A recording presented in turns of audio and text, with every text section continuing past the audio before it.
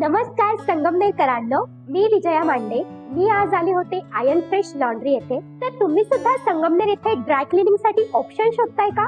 तर तुम्हाला काळजी करायची काहीच गरज नाही, कारण येथे सर्व प्रकारचे शर्ट्स, साडी, नऊवार, ब्लेझर, शेरवानी याची ड्राय क्लिनिंग करून मिळेल आणि तेही आरो पाण्याचा वापर करून इको फ्रेंडली केमिकल पद्धतीने।